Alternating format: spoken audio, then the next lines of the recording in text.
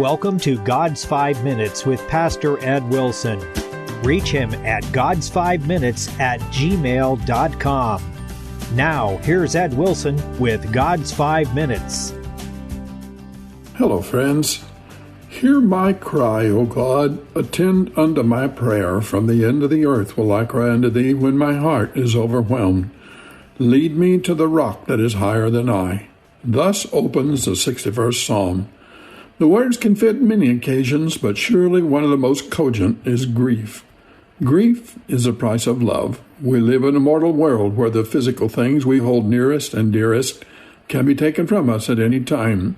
We build our highways with the best safety engineering available, fill our cities with hospitals, and manufacture precautions into everything we can, because the cost of grief can be so unbearable. But at our human best, there still come to each of us moments of deepest sorrow. The psalmist's expression is, from the end of the earth. And one way of interpreting that is when our world has been so shattered, we see no hope any tomorrow can be better or that we shall ever be happy again. Loved ones pass away, relationships sadly break apart. Sometimes even the loss of a beloved pet can open the fountain of tears and rend a bleeding heart. The psalmist's next expression is, when my heart is overwhelmed. The idea of being overwhelmed is that of being completely engulfed beyond the power to resist by a raging sea. We all must learn from earliest childhood to cope with disappointments. The new balloon pops or the wheel comes off a race car.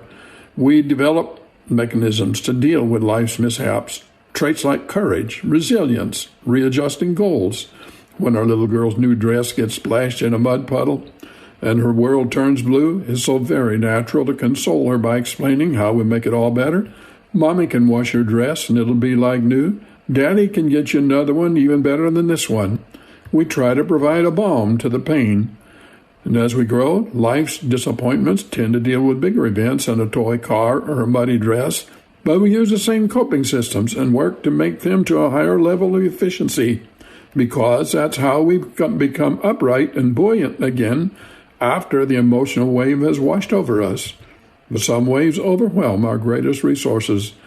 David wrote here of a sorrow so severe he had no reserves of hope or bravery left to provide so much as a single handhold to grasp that would help him rise above despair. There are places like that in life. When that time came to him, his plea, his only answer, was to try to reach beyond himself. Lead me to the rock that is higher than I. Those who grieve face a daunting task of withdrawing the emotional energy invested in the lost relationship and finding the courage to reinvest it in living life. The process is never perfect. One of the characteristics of life's later years is for every thoughtful person to wear an aura of sadness, for there are so many youthful dreams that get shattered by the intransigence of others, the irresistible tide of events that befall us all, and the natural decline of the body's capabilities. But anyone who has been overwhelmed by grief can only ever find satisfaction in life again by doing the hard work of forcing himself to acknowledge and accept the loss, readjust a lifestyle to the changed situation, and resolutely press past the feelings of desolation by participating in the best life remaining. Lead me to the rock that is higher than I. And here is a miracle the psalmist is trying to convey.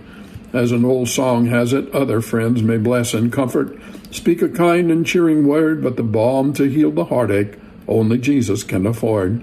Mary Magdalene was so overwhelmed with her sorrow, she thought she could find Jesus' body and somehow carry it back to his original tomb, as if that would make her grief less. No embrace could heal her, and yet Jesus took only one word to do so, Mary. He has healing words to speak to each of us, for he pledged to bear our grief and carry our sorrows. This broadcast comes to you with a prayer for the Lord to speak to any of you who grieve, and a message that the Master can help. Have you talked to him today? You have been listening to God's 5 Minutes with Pastor Ed Wilson. Reach him by email at godsfive-minutes@gmail.com. Tune in next time to hear more encouraging thoughts from God's Word on God's 5 Minutes with Pastor Ed Wilson.